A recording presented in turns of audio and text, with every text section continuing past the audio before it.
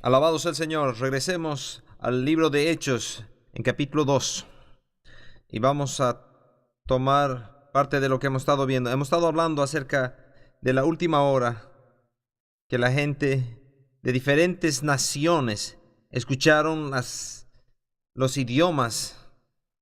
Y yo tengo una pregunta para ti. ¿Ha sido entendido tradicionalmente que los discípulos estaban en el aposento alto? Porque dice eso en el capítulo 1 y en el verso 12. Dice, retornaron a Jerusalén y luego entraron en el verso 13 en el aposento alto y describe todo este tema que hemos estado hablando en el capítulo 1. Luego dice al principio del capítulo 1 que todos estaban de común acuerdo en un lugar. ¿Dónde era ese lugar? ¿Dónde estaban? Ahora, lo que se asume comúnmente es que estaban en el aposento alto. Y yo quiero un poquito desbarajustar esa idea. No estaban en el aposento alto. En el día del Pentecostés, no te quedas encerrado en algún lugar, sino que estás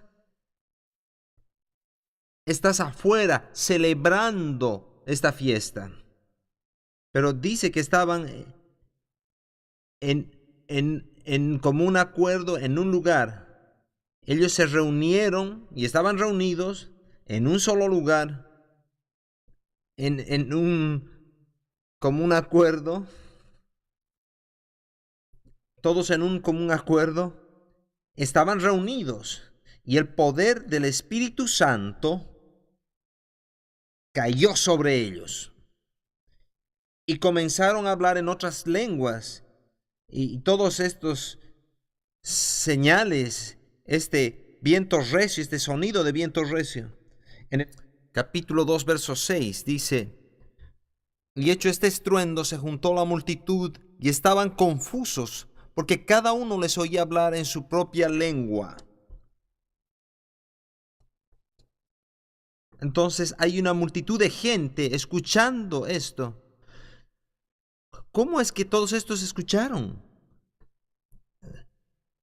¿Cómo es que si estaban en el aposento alto escucharon el sonido? Ellos no estaban en el aposento alto, estaban celebrando. Ahora la pregunta, ¿dónde están? ¿Y cuál es la situación? Te voy a dar algunos pensamientos que nos van a ayudar. Algunos eruditos contemporáneos en el Medio Oriente, basados en descubrimientos arqueológicos, creen que en lugar de estar en el aposento alto, estaban en el portón de Salomón, en la parte sur del monte del templo. Hay ahí unas gradas enormes en esta área, y este era un lugar de reunión muy común. Cuando Juan y Pedro van al templo, veremos esto. Hechos 3, verso 1. Pedro y Juan subían juntos al templo a la hora novena de la oración. Y era traído un hombre cojo. Y eso vamos a verlo después. Pedro y Juan estaban yendo al templo para orar. Y esto es obviamente después del capítulo 2. Pero entonces la pregunta viene y dice, ¿ya hacían esto? Ellos estaban esperando en Jerusalén. Jesús les dijo, esperad en Jerusalén. No les dijo, esperad en el aposento alto. Y ellos estaban de común acuerdo en un solo lugar. Entonces, ¿cómo es que toda esta gente que estaba reunida, al menos 15 naciones representadas, y estaban ahí y escucharon el evangelio en sus propios idiomas, si no estaban en un lugar público de reunión? Y esto tiene mucho sentido. Si estaban en el lugar del portón de Salomón, que es en la parte sur del monte del templo, y hay grandes gradas que van ahí, este era un lugar público de reunión y que están yendo y viniendo hacia el templo las personas. Y había una gran multitud y se escuchó ese sonido como viento recio y habían estas señales como lenguas de fuego. Otra cosa que quiero sugerirles que fortalece esta idea en esta situación es que Pedro empieza a predicar este mensaje a ellos y les dice: ahora todos ustedes son responsables de la muerte de Jesús. Y ellos se compungieron en su corazón y ellos dijeron: ¿qué haremos? Y Pedro les dice: arrepentíos y bautícese cada uno de vosotros. Y le está hablando acerca de la palabra de bautismo en agua. Y la Biblia dice que 3,000 almas fueron añadidas a la iglesia aquel día por el mensaje y las cosas que predicó. Entonces, ¿cómo es que tú puedes orar por 3,000 personas en el aposento alto?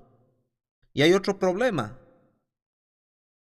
Al menos este mensaje tiene que salir y tenemos que ministrar a 3,000 personas. Y hay otro problema logístico o pregunta: ¿cómo bautizas 3,000 personas?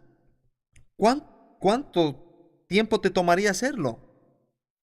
Entonces, si están en el pórtico de Salomón, es más simple. Los arqueólogos han descubierto que hay una serie de bautismos rituales llamados mikvahs que están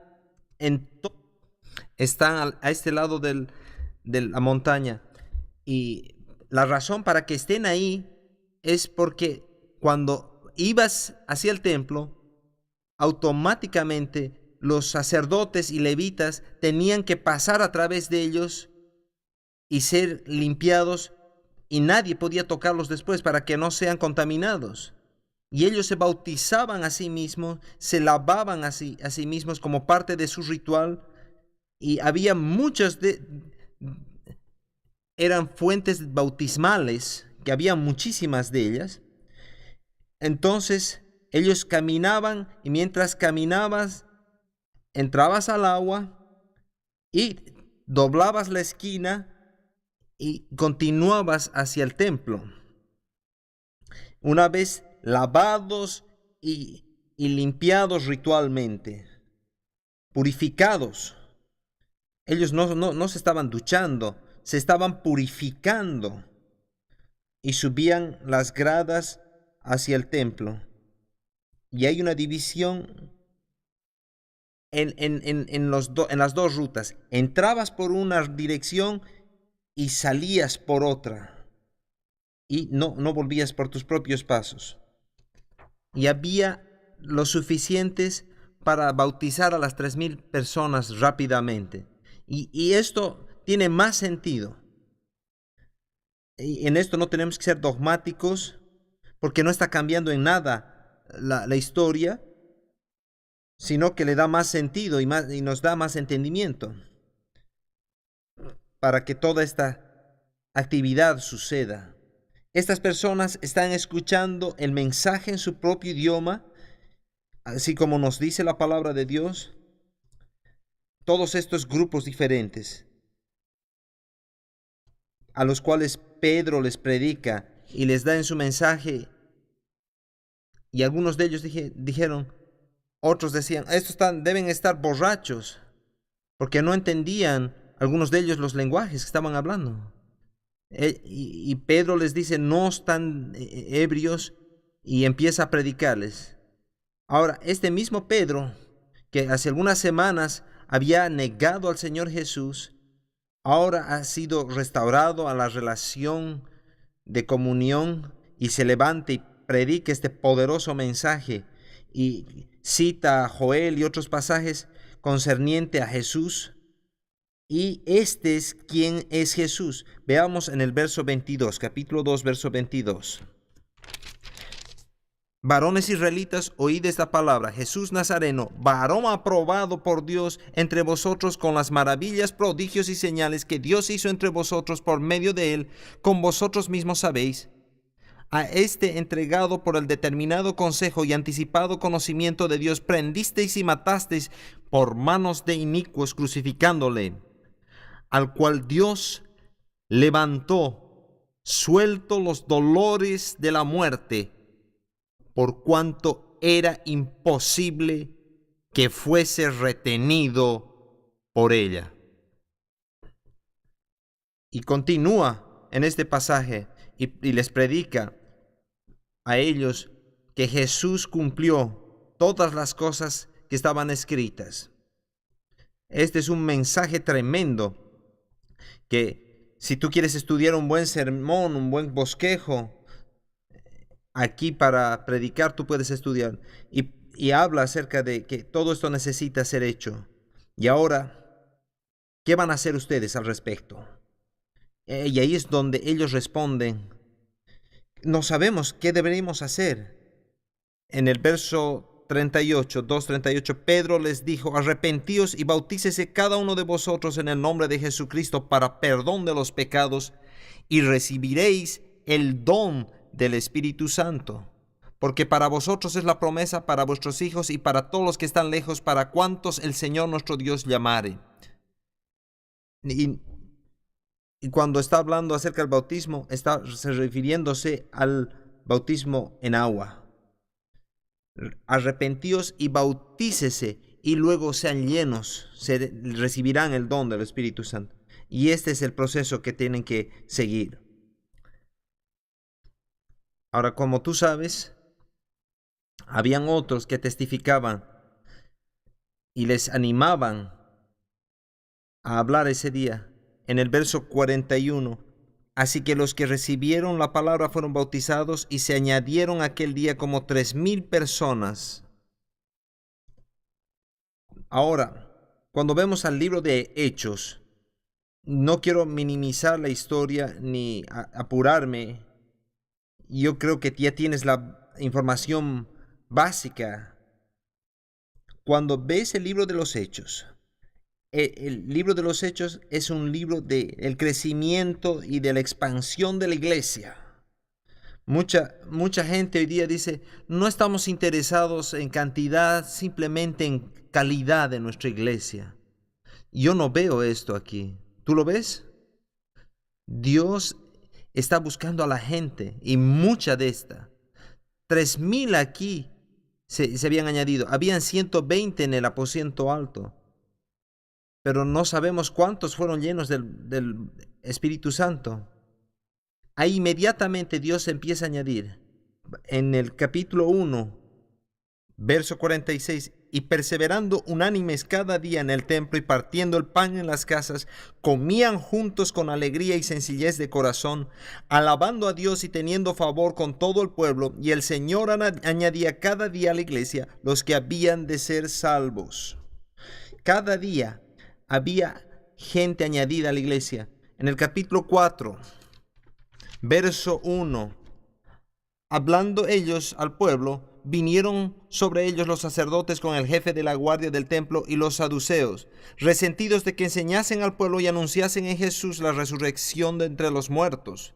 Y les echaron mano y los pusieron en la cárcel hasta el día siguiente, porque era ya tarde. Pero muchos de los que habían oído la palabra creyeron, y el número de los varones era como 5,000.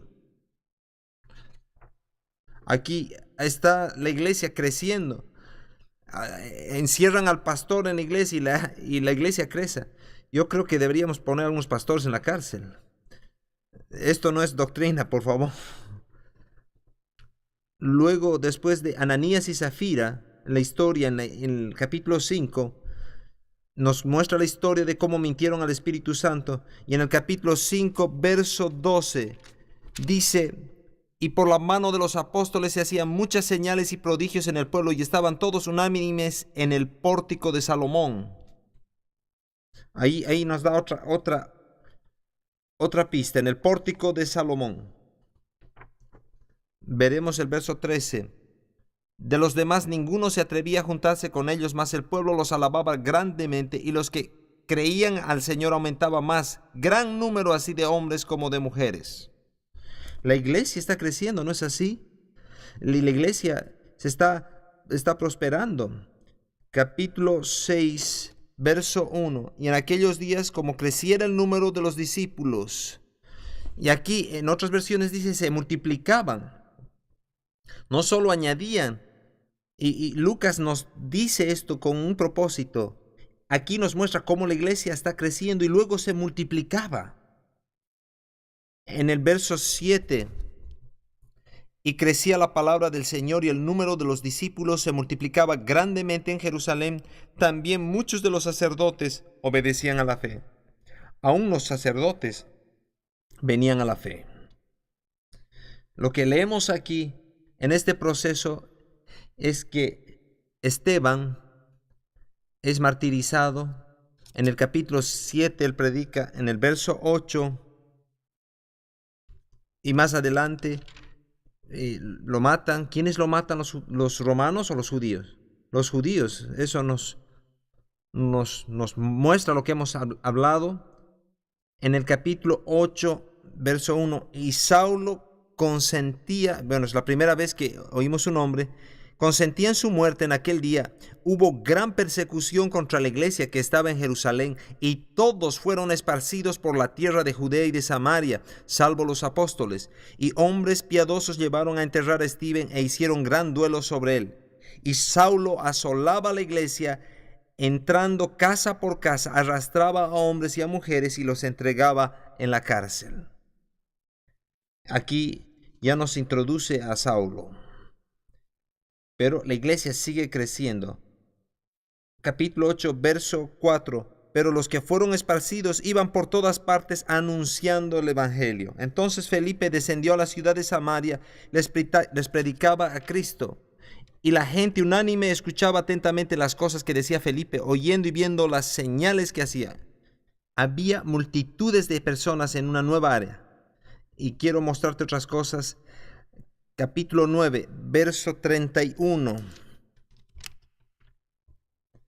Entonces las iglesias tenían paz por toda Judea, Galilea y Samaria, y eran edificadas andando en el temor del Señor, y se acrecentaban fortalecidas por el Espíritu Santo. Y ahí está otra vez las iglesias creciendo en todas las áreas, no solo en Jerusalén. Capítulo 11, verso 19. Ahora bien, los que habían sido esparcidos a causa de la persecución que hubo con motivo de Esteban, pasaron hasta Fenicia, Chipre y Antioquía, no hablando a nadie la palabra, sino solo a los judíos. Pero había entre ellos unos varones de Chipre y de Cirene, los cuales cuando entraron en Antioquía hablaron también a los griegos, anunciando el evangelio del Señor Jesús. Y la mano del Señor estaba con ellos, y gran número creyó y se convirtió al Señor. Aquí está la iglesia en Antioquía y en Chipre y en otros lugares. ¿A quiénes se les predicaba? Solamente a los judíos. Pero algunos de ellos, dice en el verso 20, a Chipre y de Cirene, los cuales cuando entraron en Antioquía hablaron también a los griegos, a la gente que hablaba griego, les hablaron el evangelio y les dijeron que algo tenía que pasar, y gran número de ellos vino al Señor. Quiero que anotes estas referencias. Hechos 12, verso 24. Hechos 13, 49, 16, verso 5, 19, verso 20 y 28, versos 30 al 31. En cada uno de estos quiero que tú veas este patrón continua a lo largo de todo el libro de Hechos. Lucas dice, mucha gente era salvada. La iglesia crecía, se estaba expandiendo a grandes saltos. Y mientras vemos después del Hechos 28, tenemos que continuar.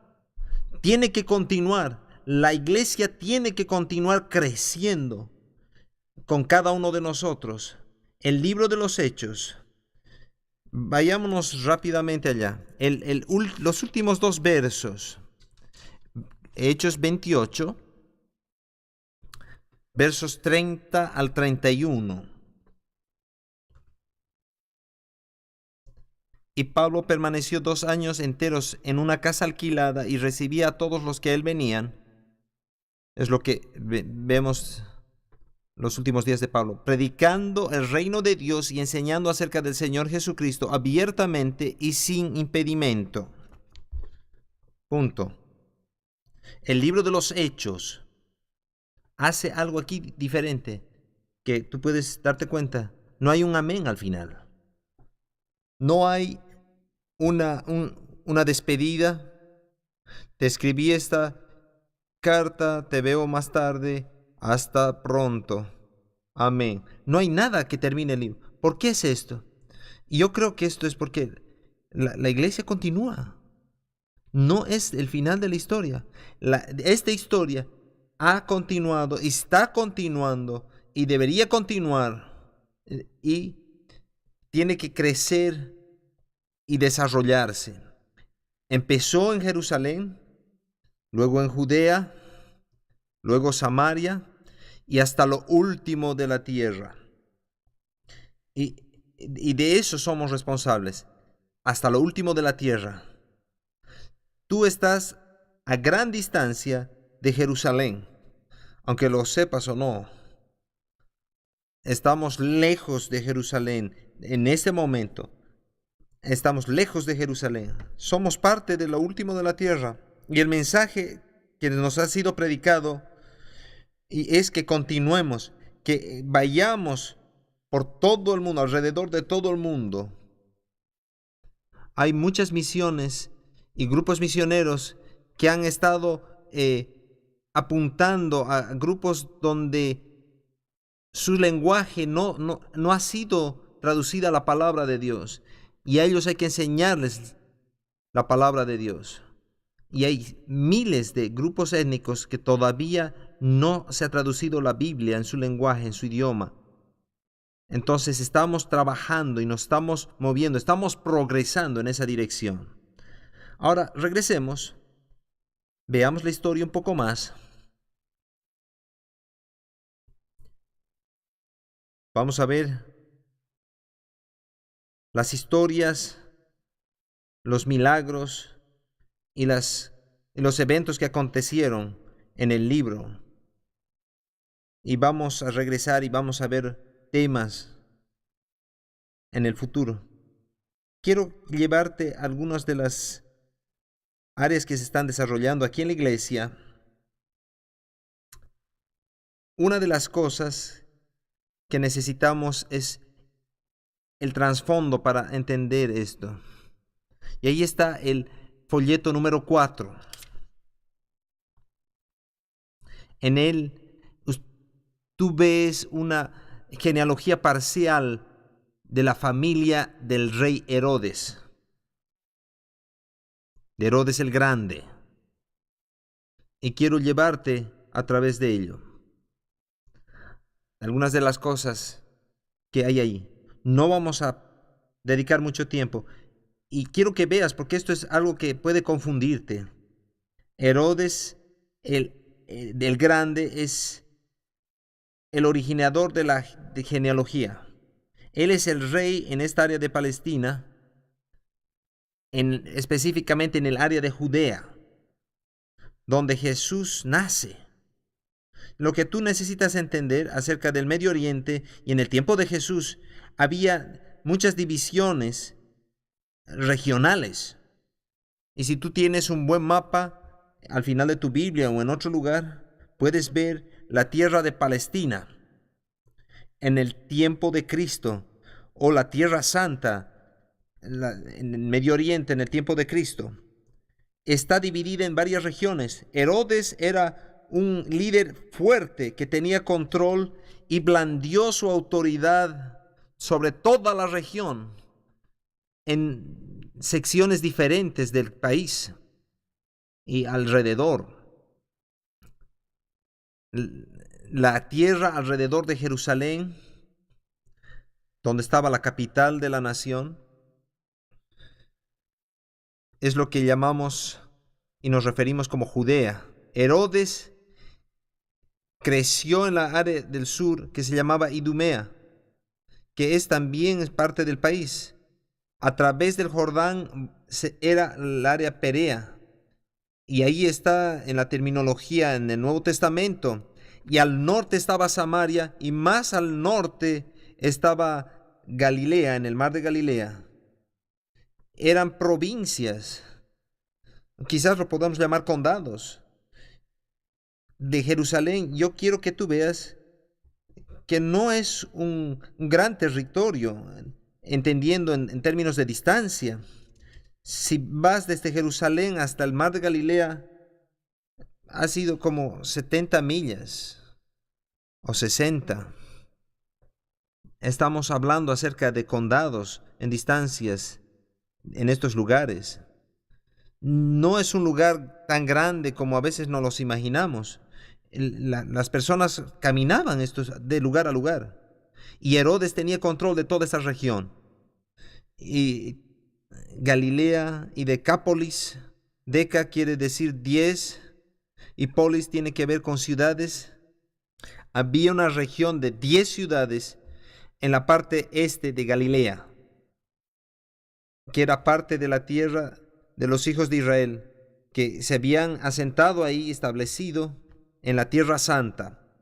Cuando vinieron a la tierra de Canaán, y Dios le dio esa tierra, y tenemos toda esta región a los dos lados del Jordán, al norte y al sur, se establecieron a través de los siglos, se desarrollaron estas provincias y estos lugares. Ahora, Herodes está en control de todos ellos. Cuando él muere, sus hijos que sobrevivieron, porque a los otros los asesinó, aquellos que sobrevivieron y los que quedaron, tuvieron que dividirse el reino.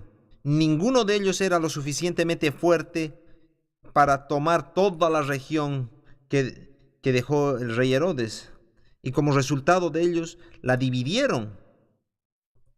A la izquierda, mira en tu cuadro, mientras miramos aquí a algunos de estos, nota, mirando tu cuadro, en la segunda línea está la madre, y hay 4 diferentes madres, 4 esposas en el tema de Herodes.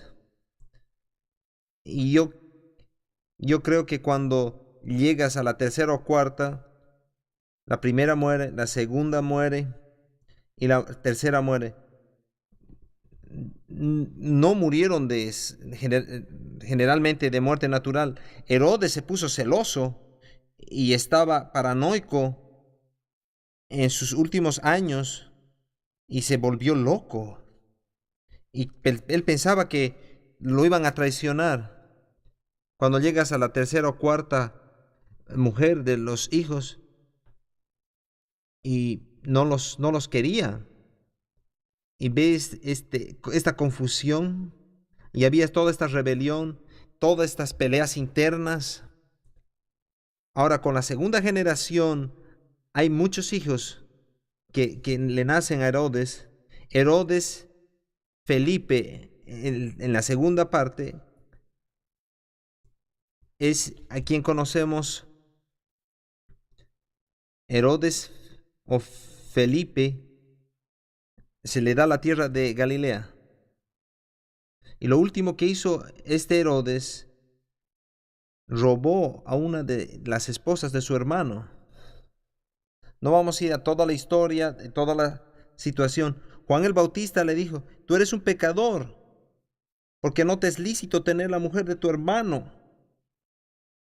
¿Y tú te acuerdas qué le hizo a Juan el Bautista?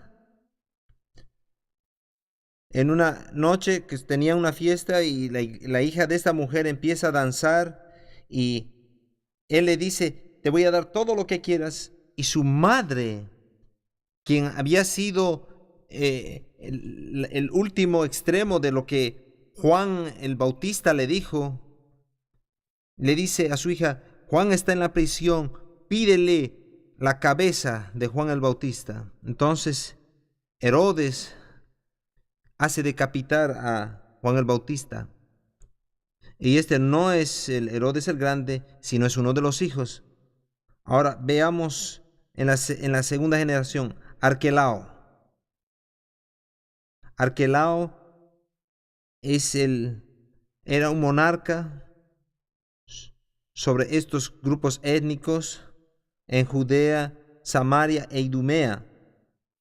Él se convierte en el gobernador de todo este reino, de las provincias del sur. Ahora, durante este tiempo, él gana autoridad y la suficiente fuerza, y él toma el control más allá de esta pequeña región del sur. Ahora, ¿te acuerdas cuando Dios le habla a José? ¿Dónde se fueron José y María? Ellos se fueron a Egipto cuando estaba Herodes el Grande. Y ellos fueron financiados para su viaje con estos magos del oriente y los presentes que estos trajeron. Y esto encaja aquí. Y ellos vinieron, y cuando dejaron los presentes, también ellos fueron advertidos por un ángel. Entonces la familia de Jesús se fue a Egipto. Y luego el ángel les dice: el que te perseguía ya murió, puedes volver. Entonces José vuelve, pero él vuelve durante el tiempo de Arquelaos. Entonces, ¿te fijas cómo Dios opera a través de estos gobiernos y a través de estos líderes? Dios estaba enterado de todo esto que iba a suceder. Ahora, Herodes Antipas, y tú tienes referencias escriturales de cada uno de ellos. Él se convirtió en tetrarca de Galilea, en la región del norte, y Herodes Felipe tiene otras secciones del país. El país está dividido en todas estas diferentes maneras. Ahora, cuando llegamos al libro de los Hechos, pasamos suficiente tiempo hasta que llegamos a la tercera generación de los Herodes, y leemos acerca de ellos, acerca de Herodes Agripa, Herodías. Muchas de estas situaciones diferentes que vienen en este cuadro, que no entenderíamos si no tuviéramos un cuadro como esto. Por eso te he dado este cuadro con las escrituras, para que tú te refieras a ellas. Y ahora, este no cubre toda la familia de Herodes, porque sería muy complicado, más largo. Pero aquí tenemos la historia que nos concierne aquí en nuestro estudio. No tomamos el tiempo para tomar en otros detalles. Ahora, cuando vemos esto en el libro de Hechos, podemos ponerlos en cada lugar en este pasaje. Cuando llegamos a la tercera y cuarta generación, ahora esto te va a ayudar y a ayudar a entender mucho más de esto. Y yo creo que este cuadro genealógico tiene poco impacto aparentemente, pero nos va a ayudar para aclarar muchas de las cosas que están sucediendo aquí. Entonces, vayamos a capítulo 12 de Hechos. Creo que te indiqué mal. Vayámonos al capítulo 8. Vayamos al capítulo 8.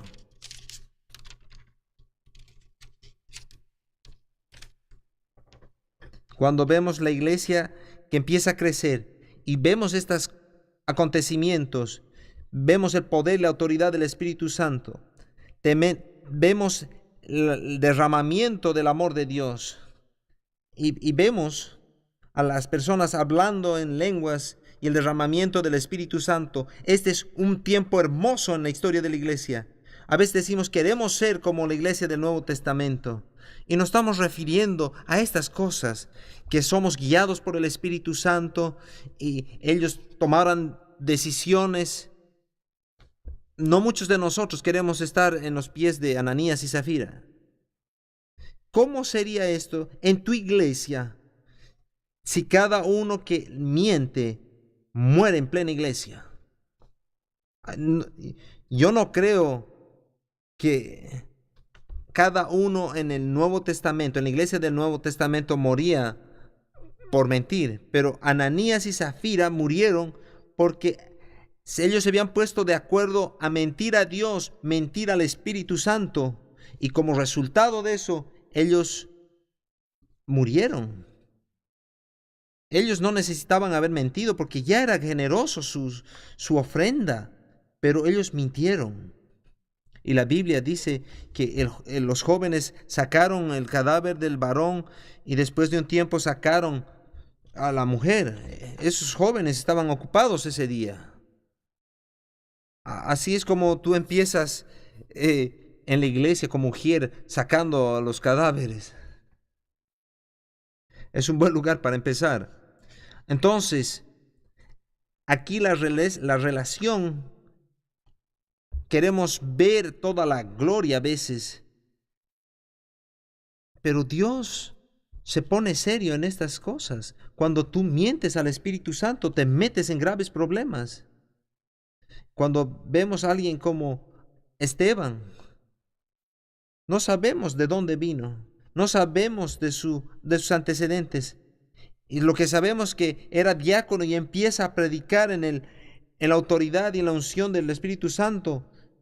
Y empieza a confrontar a estas personas. Entonces lo miran a él y empiezan a enojarse. Y dice que corrieron y crujieron sus dientes. Y no sé si esto sucedió,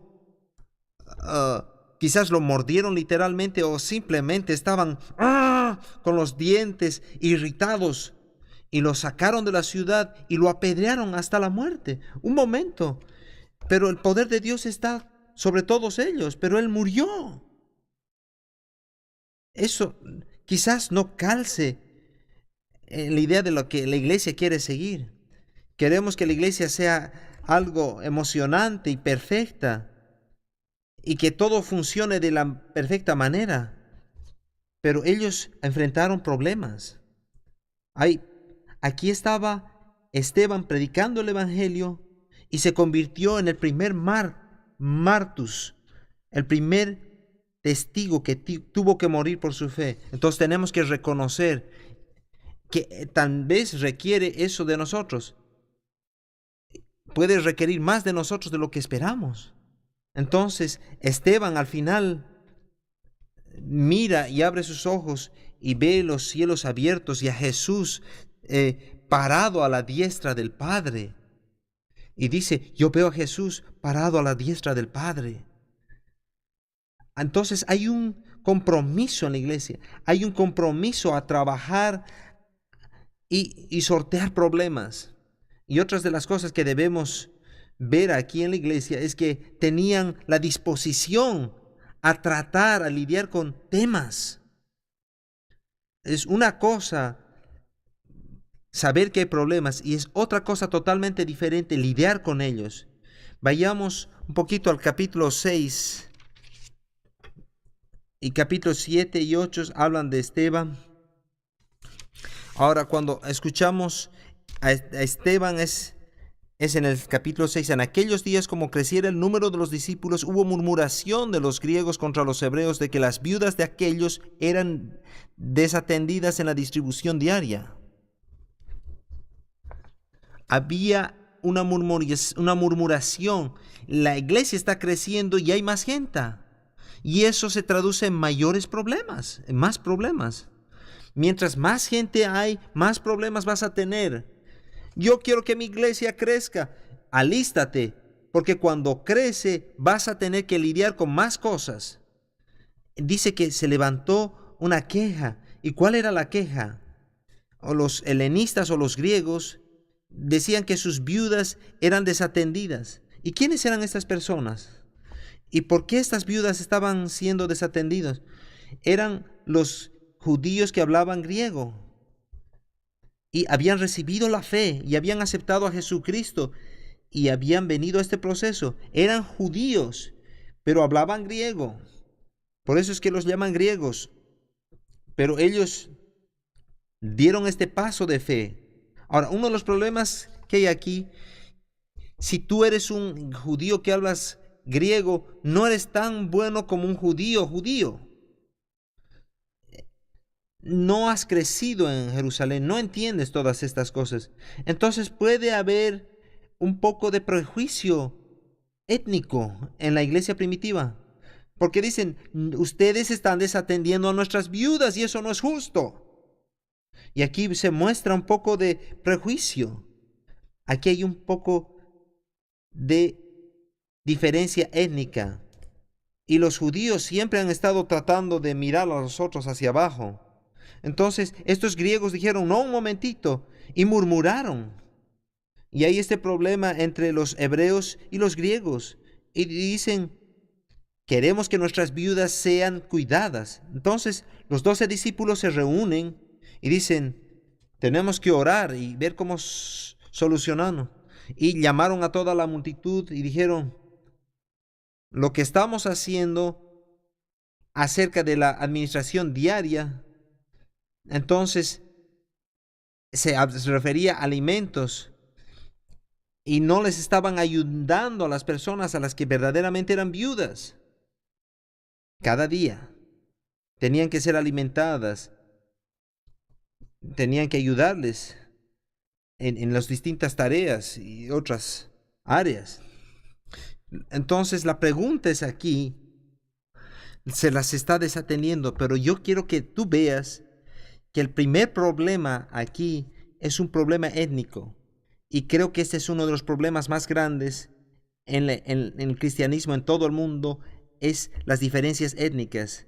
Tendemos a tener la tendencia a hacerlos como nosotros en lugar de hacerlos como Jesús. Y constantemente estamos tratando con ello. Los discípulos vinieron con esta solución y ellos dijeron, nosotros no podemos desatender el estudio de la palabra y la oración y el buscar a Dios para hacer esto. Entonces tenemos que buscar gente que hagan esto de una manera equitativa. Entonces escogieron 6 diáconos, y aquí la palabra dice que eran 6 hombres llenos del Espíritu Santo y llenos de fe. Y dice en el verso 5, agradó la propuesta a toda la multitud y eligieron a Esteban y trajeron a toda esta gente. Y Nicolás, prosélito de Antioquía, era una persona que había sido convertido en Antioquía. Y Antioquía era un lugar en Siria, fuera del origen judío. Entonces traen a todas estas personas para balancear y equilibrar este grupo, para que todos amen. Y eso es lo que tiene que hacer la iglesia. La iglesia tiene que hacer esto. Y como resultado de ello, ellos sortearon los problemas y los atendieron. Y Esteban nos es introducido. Y aquí otro problema se levanta. ¿Y cómo lidiamos con la muerte?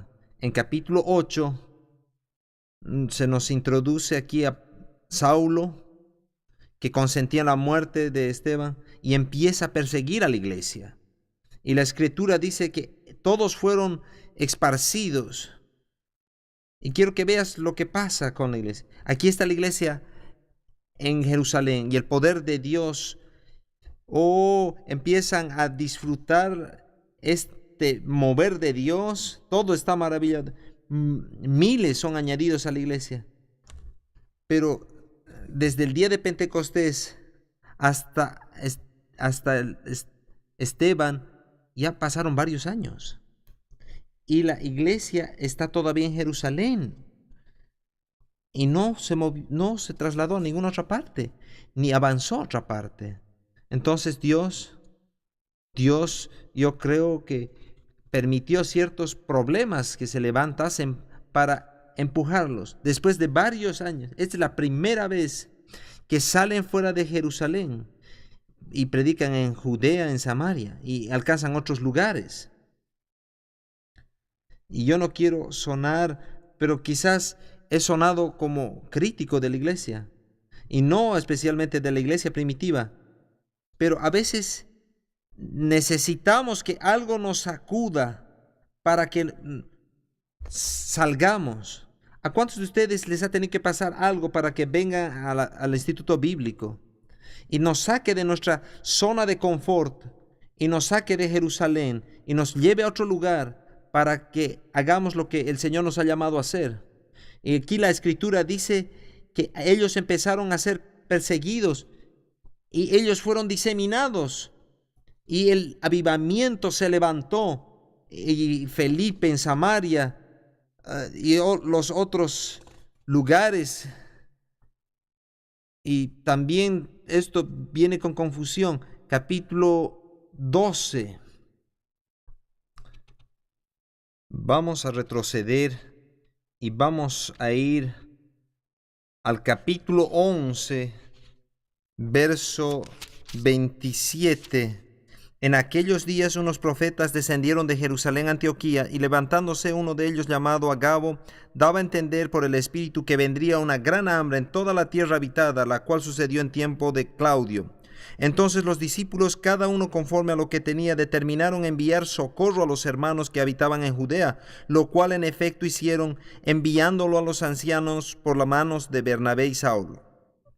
Una de las cosas que está sucediendo aquí es que hay hambre. Y ahora gente en otros lugares que tienen provisión están mandando ayuda a la iglesia en Jerusalén. Y la iglesia de Jerusalén solía tenerlo todo. Pero ahora le vino la necesidad. Ahora la iglesia de Jerusalén necesitaba ser ayudada. Y es de donde todo empezó. Es importante cómo Dios desarrolló estas otras áreas y que en su debido tiempo enviaron la ayuda a Jerusalén. Entonces, vemos en el capítulo 12. En aquel tiempo el rey Herodes echó mano a algunos de la iglesia para maltratarles y mató a espada a Jacobo, hermano de Juan, y viendo que esto había agradado a los judíos, procedió a prender también a Pedro. Eran entonces los días de los panes sin levadura. Y habiendo tomado preso, le puso en la cárcel, entregándole a 4 grupos de 4 soldados cada uno, para que le custodiasen, y se proponía sacarle al pueblo después de la Pascua. Entonces, estamos hablando acerca de este periodo de tiempo, y Herodes dice, ahora voy a hacer todo esto. Cuando vemos todas estas cosas, y la historia, y el escenario, y todo lo que está preparado, entonces Dios a veces tiene que empujarnos para sacarnos de Jerusalén. Y yo sé, y tú sabes, que el primer lugar donde empezamos es en nuestra propia casa. Tenemos que empezar en Jerusalén. Dice que seamos testigos en Jerusalén.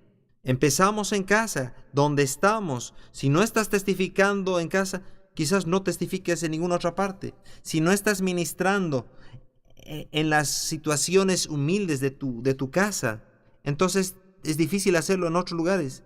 Jesús dijo, no hay profeta sino honra, sino solo en su casa. Y a veces la casa es donde es más difícil predicar, pero si tú vences ese problema, entonces estás listo para poder predicar en otros lugares. Entonces este Herodes mencionado aquí es un poco confuso, pero creo que no te he dicho esto antes. Herodes el Grande tenía 10 mujeres. Entonces, por esto hay tanta confusión. Entonces, este Herodes dice, yo los voy a perseguir. Y los judíos están felices con esto. Entonces, voy a hacer más de estas cosas.